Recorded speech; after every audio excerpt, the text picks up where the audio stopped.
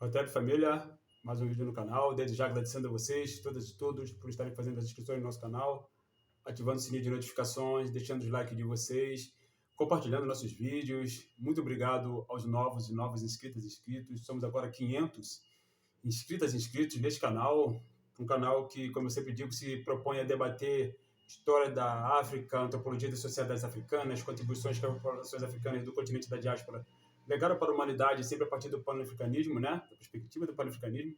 Eu acho que é um número para lá significativo, então muito obrigado a todas e todos vocês que têm contribuído para o crescimento do nosso canal que é o nosso, como eu sempre digo, né? Que eu já digo desde os primeiros vídeos. Hoje a gente está aqui para trocar um papo, família, bater um papo sobre as populações africanas que vieram escravizadas para o Brasil. Né? Na minha última aula, eu tenho um curso de História da África, aula síncrona, aula online, né? Logicamente síncrona, né? Online comigo, a partir da perspectiva do panafricanismo. Convido todas e todos vocês a fazerem o meu curso, né? Só me procurarem lá no meu Instagram, @jorge.pan_africano, que é o Instagram meu pessoal, ou o Instagram do curso, que é o @africano.centro. Como eu estava dizendo, eu tenho um curso de História da África e, numa das aulas, uma aluna, ela questionou, né, fez a seguinte colocação, que os bantus, eles não sabiam ler, que quem sabiam ler eram os iorubás. Geralmente, isso é muito difundido em obras a partir da perspectiva do eurocentrismo aqui no Brasil. Né?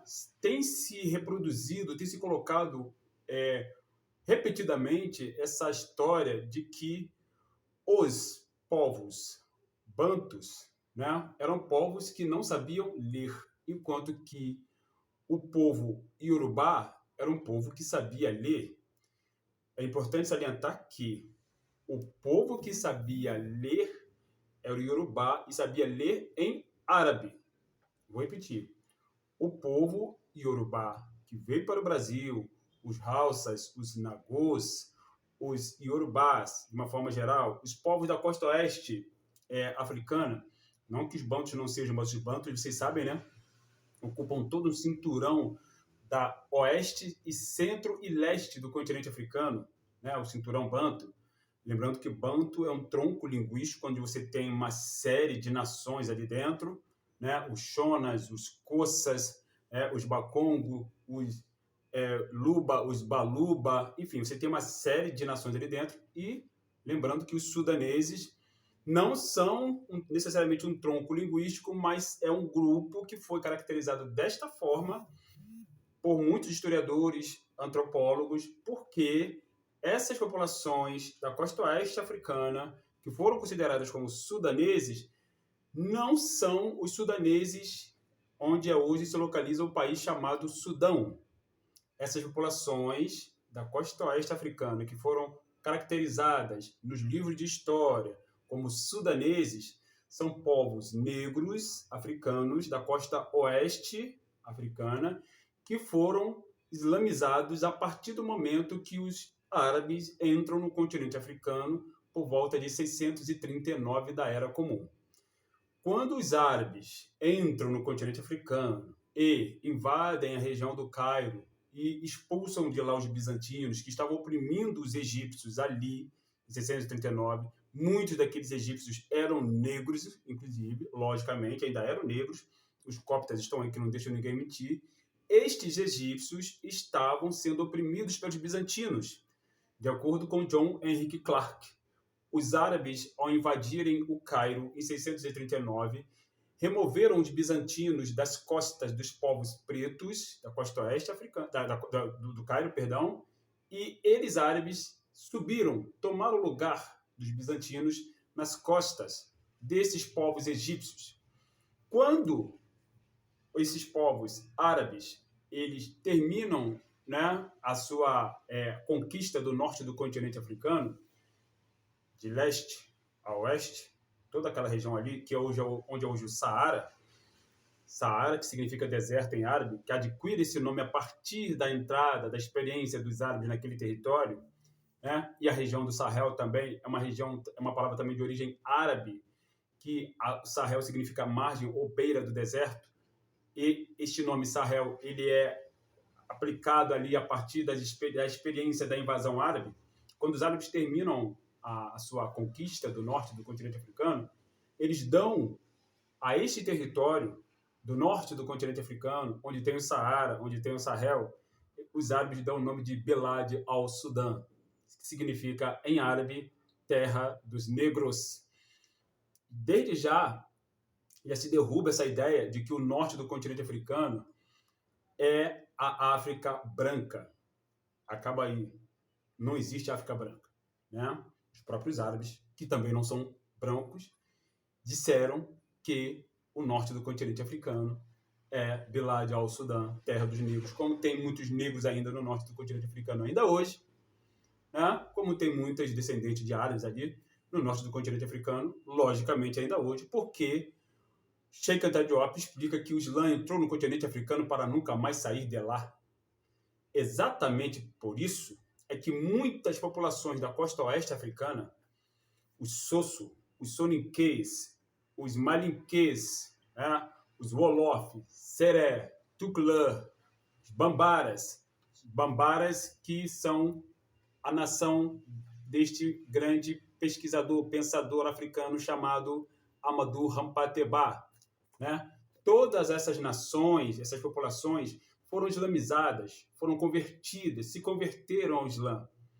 Muitas se converteram por interesses comerciais, muitas se converteram para não serem reduzidas à escravidão, porque os árabes são racistas, certo? Dito isso, os árabes levaram a escrita árabe para o continente africano. Não significa dizer que aquelas populações ali, elas careciam da escrita. O que acontece é que a oralidade sempre foi uma das características mais fortes, mais presentes nas culturas africanas.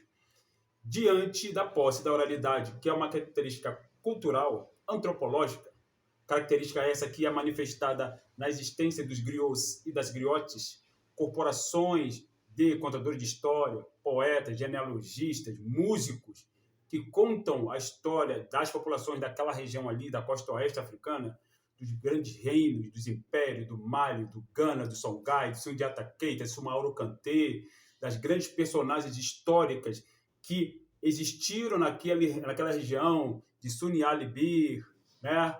De Askia Mohammed, de Askia Ishaq II, de Askia Daoud e tantas outras figuras fundamentais, Abubakar II, né? Mansa Kankou Musa, todos esses líderes políticos africanos que protagonizaram esses impérios, o Império do Ghana, do Mali, do Songhai, né? Os griots e os domas, através da oralidade, né? Porque a palavra define os seres humanos no continente africano de uma forma geral, esses griots contavam essa história e assim essa história chegou muito até nós, graças à presença desses grandes homens arquivo, como eu os classifiquei na minha monografia da graduação, que eu sou arquivista na graduação, né? Como vocês sabem, eu pesquisei a escarificação, né? E na minha monografia da graduação eu dei o título de suporte vivo, exatamente porque essas populações da costa oeste do continente africano, embora muitas delas não detinham a utilização da escrita, mas nunca perderam a linha que as liga, que as unifica, a linha com a sua história, porque a palavra fazia parte dessa construção. A palavra era utilizada historicamente, antropologicamente, para guardar, para preservar a história e as tradições dessas populações. Muito importante a gente salientar isso, por quê? Porque eurocêntricos da Europa e de outras partes do mundo, eurocêntrico é uma visão ideológica, né? Eles costumam dizer que os povos africanos da costa oeste eram povos sem escrita e colocam, nesse sentido, essas populações como inferiores pelo fato de não dominarem a escrita. O que esses caras esquecem, propositalmente, é que a escrita foi fundada no continente africano muito antes de qualquer outro povo construir a escrita. Foi fundada em Kush, 200 anos antes dos Kemetu fundarem. Os sumérios desenvolveram um sistema de escrita. Os sumérios, igualmente, são negros. As populações dravídias da Índia, negras, Harappa, Mohenjo-daro, Chanro-daro, também desenvolveram escrita. Essas populações são negras, o que não significa dizer que essas populações dependiam única e exclusivamente da escrita para produzir memória. Não. A memória era preservada no cérebro e na oralidade das populações africanas desde a mais remota antiguidade, chegando até os dias atuais.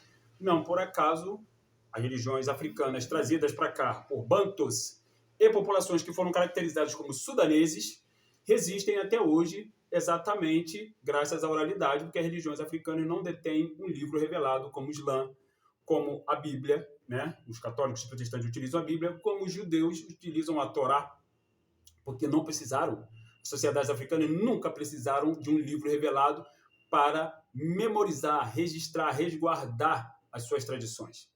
Então, o fato dessas populações africanas não fazerem uso da escrita, não as coloca no patamar de inferior. E aí, muito se colocou aqui no Brasil, muitos pesquisadores brancos, racistas, colocaram os iorubás escravizados, né?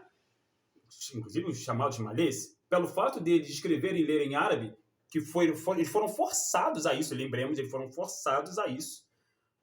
O Islã, ele impõe, a língua impõe a escrita árabe, impõe uma visão alienígena de religião aos africanos. Isso foi imposto. Houve 1000 anos, pouco mais de 1000 anos, na verdade, de escravidão árabe sobre populações negras da costa oeste. Então, isso foi imposto, certo? Os africanos que foram chamados de sudaneses, exatamente por conta disso, que vieram para cá e falavam árabe, e não falavam árabe porque eles eram superiores aos bantus, absolutamente. Falavam árabe porque isso foi imposto a eles. E os bantus? Os bantus, boa parte deles não foram islamizados. Não quer dizer que eles não detinham necessariamente a escrita, mas fundamentalmente eles detinham a sua oralidade. Lembremos que a palavra candomblé e a palavra umbanda são palavras de origem quimbundo, certo? A palavra umbanda, conforme documentado aqui pelo grande pesquisador Ney Lopes, significa magia e arte de curar, né? Umbanda, certo? E a palavra candomblé significa reunião, assembleia, família, certo? O que acontece é que os bantus foram taxados aqui de inferiores, inclusive por pesquisadores racistas, né? Os bantus foram os primeiros a chegarem aqui, diga-se de passagem.